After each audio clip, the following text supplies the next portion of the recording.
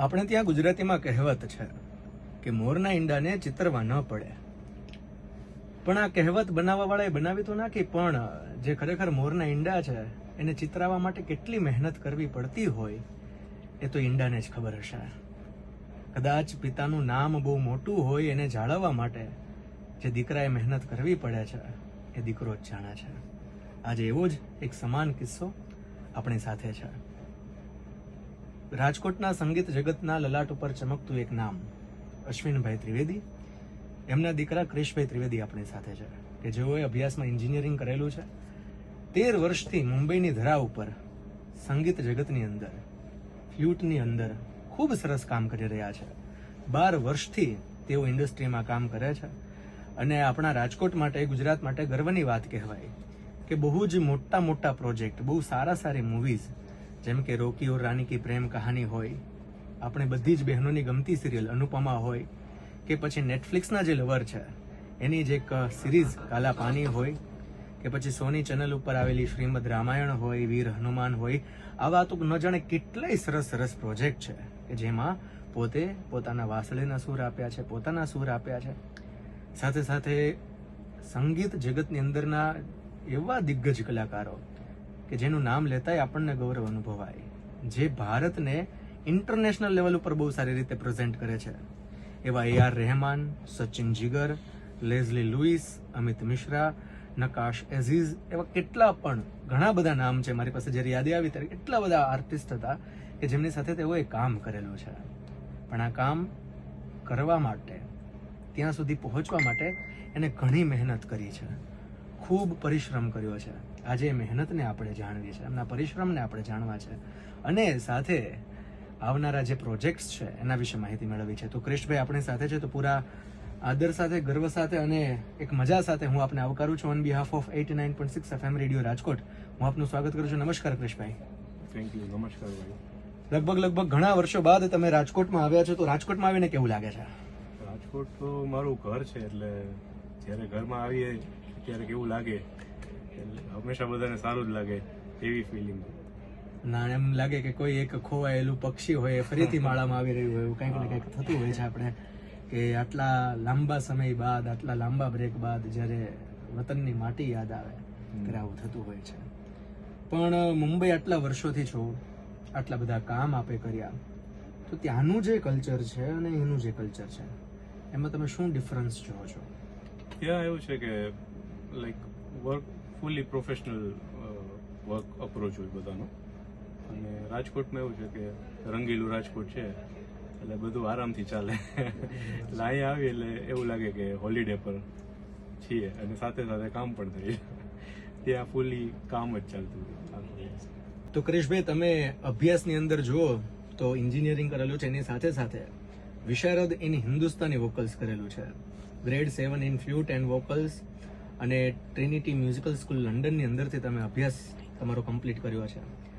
આ અભ્યાસ તો કર્યો, પણ સાથે સાથે 4 વર્ષ સુધી તમે ટીચિંગ આપેલું છે, અને એમાં પણ સ્ટુડન્ટ્સની અંદર જો વાત કરીએ તો ખૂબ જ જાણીતી સિરિયલોમાં જેમણે પોતાનો અભિનય પાથર્યો છે, રોનિત રોય, એ તમારા સ્ટુડન્ટ રહી ચૂકેલા છે. તો આ બધી અચીવમેન્ટ્સ છે, આ બધું જે તમારું લર્નિંગ્સ છે, કેવું હોય છે કે કોઈ પણ આર્ટિસ્ટ શીખી લે છે, એ પછી જ્યારે ઇન્ડસ્ટ્રીની અંદર પગ મૂકે છે એ પછી એનો એક પીરિયડ આવે જે સ્ટ્રગલિંગ પીરિયડ હોય, કે જ્યાં એ ધીમે ધીમે ઓળખાતો થાય અને પછી એક પોતાની ઓળખ પ્રસ્થાપિત કરીને પછી કામ કરે. તો કામમાં એક સ્ટ્રગલ હોય છે અને જે લગભગ છેક સુધી આપણને રહે છે. તો કયા એવા સ્ટ્રગલ છે, કયા એવા ફેસ ઓફ છે કે જે તમે ફેસ કર્યા છે, એને ઓવરકમ કરીને આટલું લાંબુ સર્વાઈ કરીને? કારણ કે મુંબઈ જેવું ઘણા અભરખાઓ સાથે કેટલાય લોકો વિચારે છે, કેટલાય લોકો જાય પણ છે ને એટલા લોકો પ્રમાણમાં પાછા પણ આવે છે.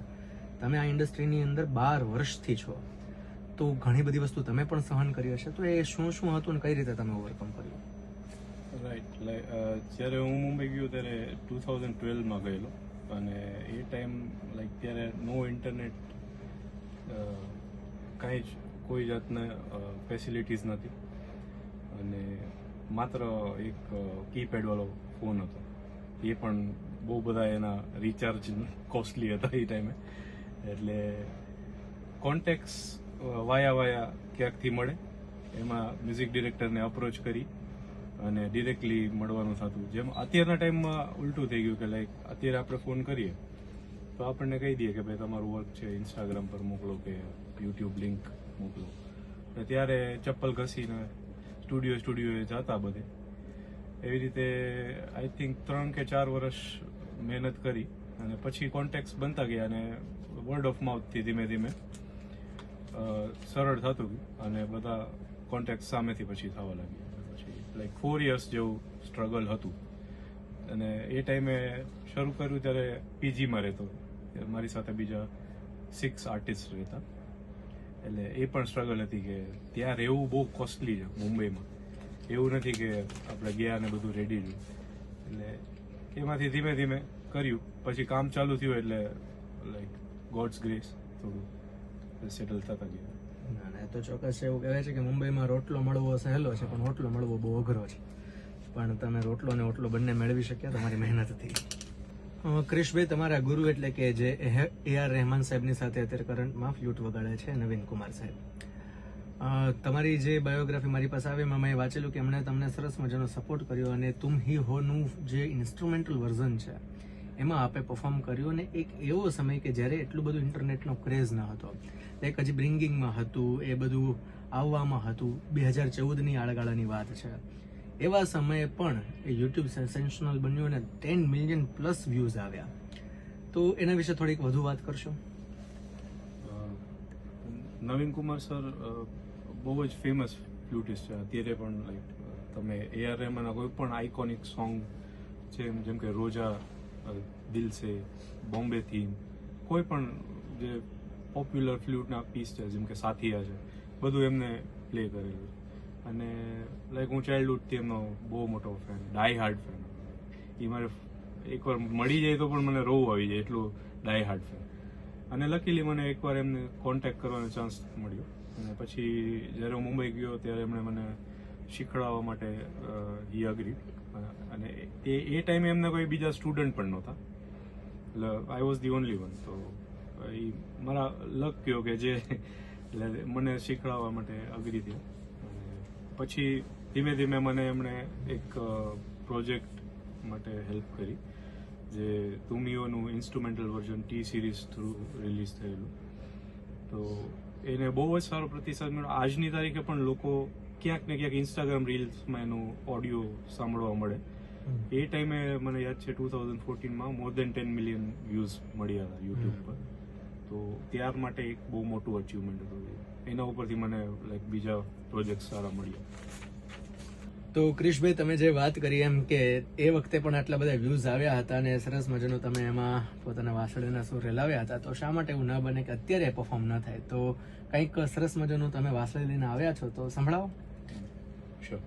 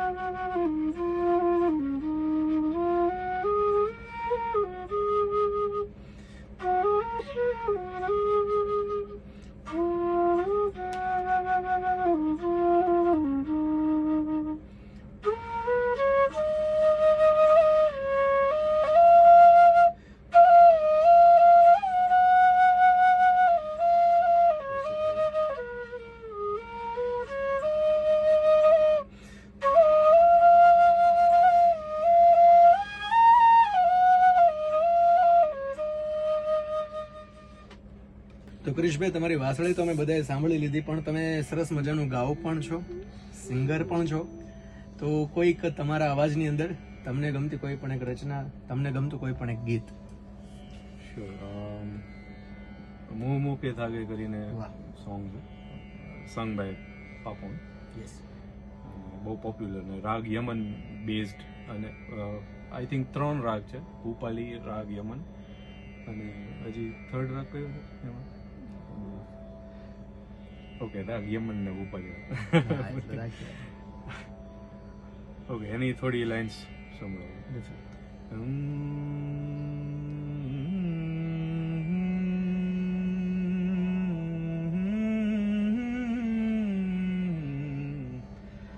મોહ મોહ કે धागे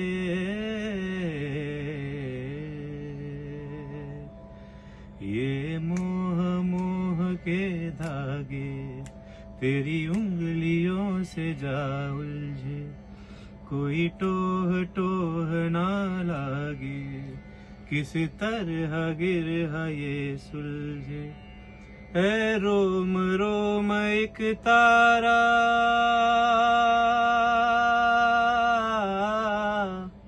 है रोम रोम एक तारा जो बादलों में से गुजरे, ये मोह मोह के धागे तेरी उंगलियों से जा उलझे, कोई टोह टोह ना लागे, इस तरह गिरा ये सुलझे. આમ રિફ્રેશિંગ લાગે, પણ ખરેખર તમે જે અહીંયા પરફોર્મ કર્યું છે, પછી સ્ટુડિયોમાં હોય ને લોકોને મજા આવવાની જ છે, વાત તો બહુ શ્યોર છે. ગિરીશભાઈ, તમે જે રીતે વાંસળી વગાડી, તમે જે રીતે એક સરસ મજાની પ્રસ્તુતિ કરી, ત્યારે એવું લાગે કે આ તમારી કલાનો લાભ જે છે એ રાજકોટને ક્યારે મળશે? રાજકોટમાં તમે ક્યારે પરફોર્મ કરવાના છો? તો તમારા જે અપકમિંગ પ્રોજેક્ટ જે રાજકોટમાં છે એના વિશે થોડીક માહિતી આપશો.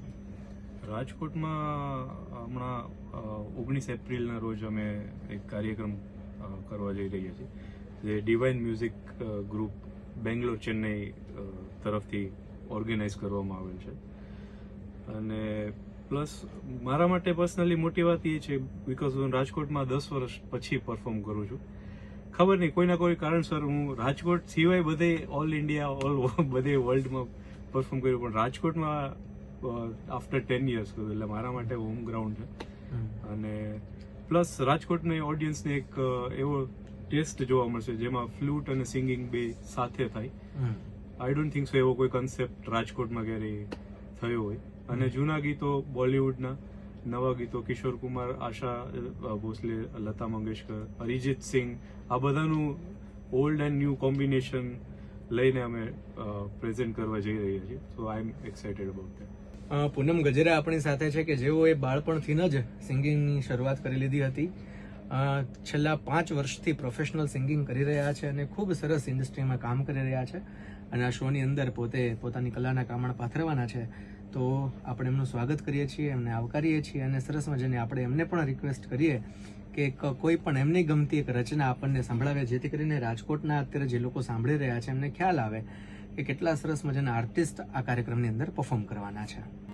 इन सांसों का देखो तुम पागलपन के आए नहीं चैन, मुझसे ये बोली मैं राहों में तेरे अपनी बिछा दूं ये नैन, इन ऊंचे पहाड़ों से जा दे दूंगा मैं, गर तू ना आई अभी, तू मेरी जान उम्मीद मेरी जो तोड़ो, इधर ये जहां छोड़ूं मैं, मौत और जिंदगी इन हाथों में दे दिया रे, तू ही रे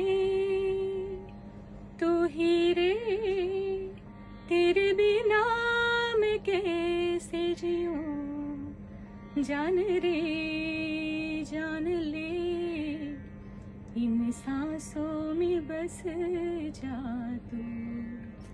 મેમ, તમે કેટલા એક્સાઇટેડ છો આ પ્રોજેક્ટને લઈને, અને રાજકોટની જનતાને આ પ્રોજેક્ટ વિશે શું કહેવું છે? હું એકચ્યુઅલી એટલે એક્સાઇટેડ છું કે જેમની સાથે હું ગાવાની છું, ક્રિશભાઈ, મારા માટે બહુ મોટી વાત છે, માનની વાત છે. કારણ કે રેગ્યુલરલી અહીંયા બધા કલાકારો સાથે તો ગાતા જ હોઈએ છીએ, પણ અહીંયા એક પ્રોબ્લેમ એ થાય છે કે અમે જ્યાં છીએ ત્યાં જ રહી જાય છે. જ્યારે અમારાથી મોટા કલાકારો જ્યારે અમારી સાથે હશે તો એમની સાથે અમને કંઈક શીખવા મળશે, અમને અમારી ભૂલ સમજાશે. તો મારા માટે એ વસ્તુ બહુ મહત્ત્વની છે, જ્યાં મને મારી ભૂલ સમજાઈ છે, જ્યાં મારે કરેક્શન કરવાનું છે, અમને એમના જે અનુભવો છે એમાંથી મારે શું લેવાનું છે એ મને ત્યારે જ ખ્યાલ આવશે જ્યારે હું એવા કોઈ આર્ટિસ્ટની સાથે કામ કરું. તો મારા માટે તો બહુ ગૌરવની વાત છે. અને રાજકોટની જનતાને પણ હું એ જ કહીશ કે આ શોમાં એટલે પણ આવો કે સંગીતની સમજ પણ, એક તમારી અંદર સંગીતની સમજનો વિકાસ થાય કે સંગીત આખિર ખાલી હિન્દી સોંગ્સ પૂરતું જ નથી. આપણા ગુજરાતી સાહિત્યમાં સુગમ સંગીત, ક્લાસિકલ, આ બધું પણ એપ્રિશિએટ કરો, જે ખરેખર કરવું જોઈએ, જે બહુ નીચે દબાઈ ગયું છે અત્યારે. કારણ કે સંગીત હિન્દી ખાલી ગીતોની અંદર જ બંધ થઈને રહી ગયું છે એવું લાગે છે ઘણી વખત. ગુજરાતી હોવાના કારણે આપણું એ પણ એક ફરજ છે કે આપણે ગુજરાતી સાહિત્ય, લોકગીતોને, સુગમ સંગીતને, ક્લાસિકલ મ્યુઝિકને એને પણ એપ્રિશિએટ કરીએ અને એને પણ જોવા આવીએ.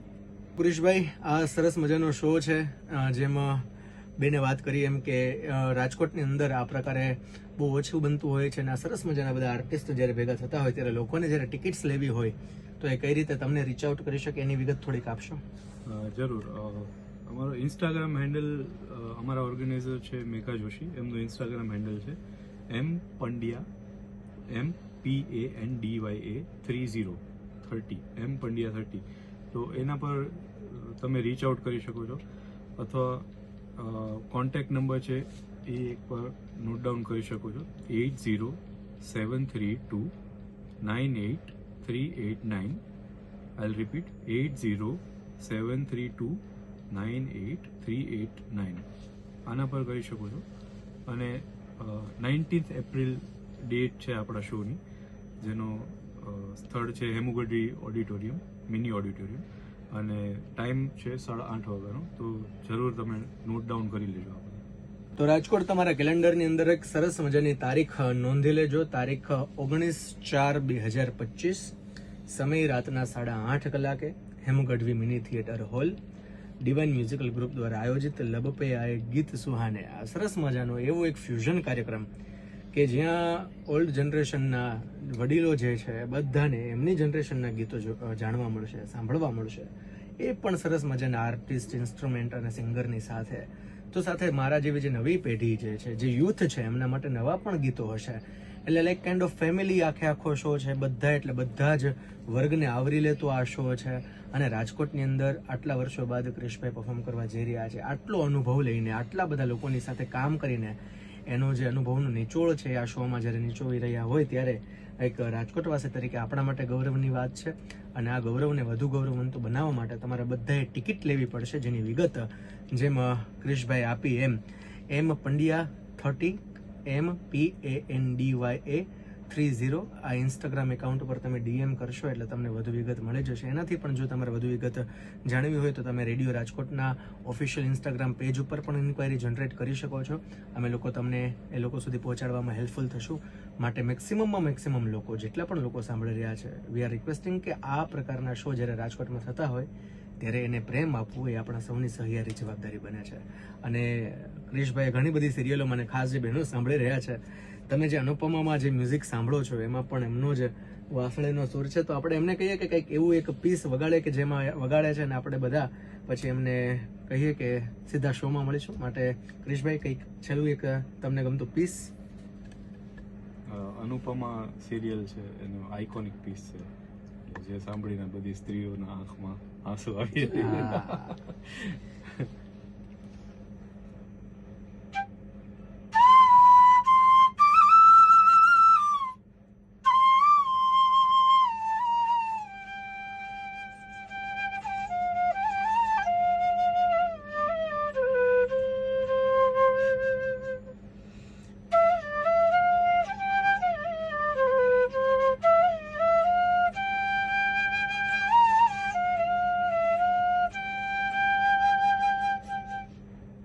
અત્યારે જે હાલમાં ટ્રેન્ડિંગની અંદર રિષભ શર્મા છે, આપણે વાત થઈ ત્યારે તમે એકવાર ઉલ્લેખ કરેલો કે એમના એક પ્રોજેક્ટ અંદર પણ તમે કામ કરેલું છે અને એક ગીત હમણાં જે ટ્રેન્ડિંગમાં ચાલી રહ્યું છે શિવ કૈલાસો કે વાસી, તો એ કદાચ તમે સંભળાવો અને પછી આપણે છૂટા પડે તો વધુ મજા પડશે.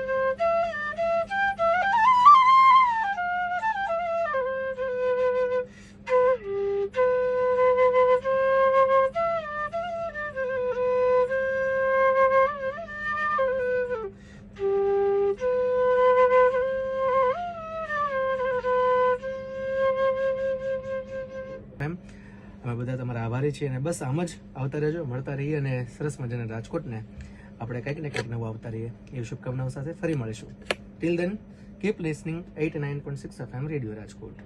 હવે રાજકોટ બોલશે, દુનિયા સાંભળશે.